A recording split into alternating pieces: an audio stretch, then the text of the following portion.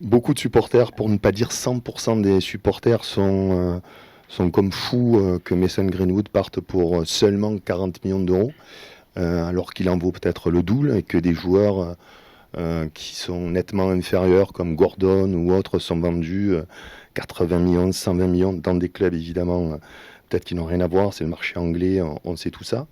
Mais est-ce que vous pouvez rassurer les supporters parce qu'ils sont très très inquiets quand on voit, par exemple, que le joyau est bradé et s'en va pour 40 millions d'euros?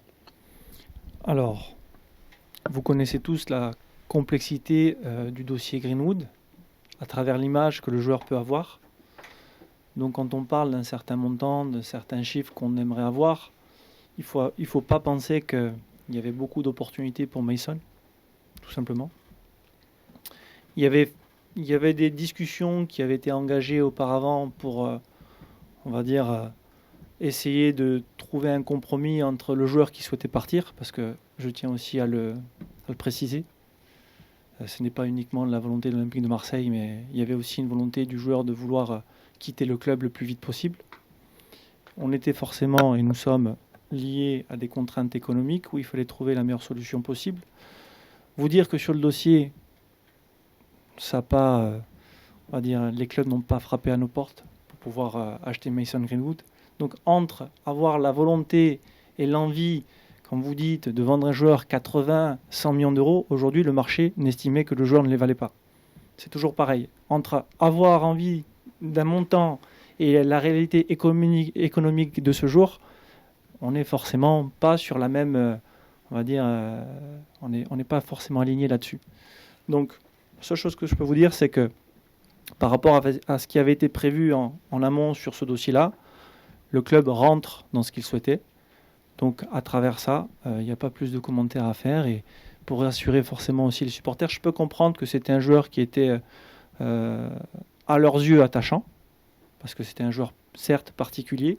Mais encore une fois, on a eu aussi des échanges avec les supporters où il a été clair que, pour nous, garder un joueur qui n'a pas envie de porter les maillots de l'Olympique de Marseille parce qu'il ne rentrait pas dans un état d'esprit qu'on voulait mettre, on n'allait pas le faire. Et je pense que tout le monde était unanime plutôt de ce côté-là que de dire qu'il faut absolument garder un joueur qui n'a pas envie de rester à l'Olympique de Marseille.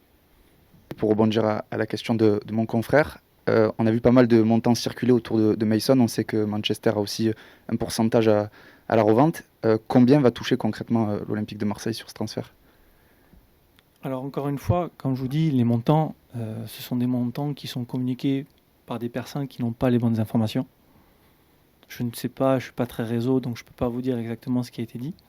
La seule chose que je peux vous dire, c'est qu'aujourd'hui, concrètement, à ce qui a été prévu dans le budget, à l'initial, l'Olympique de Marseille rentre dans ce qu'il souhaitait avoir. Maintenant, ça restera forcément entre personnes du club pour vous donner les montants exacts, mais c'est la seule chose que je peux vous indiquer, vous donner là-dessus.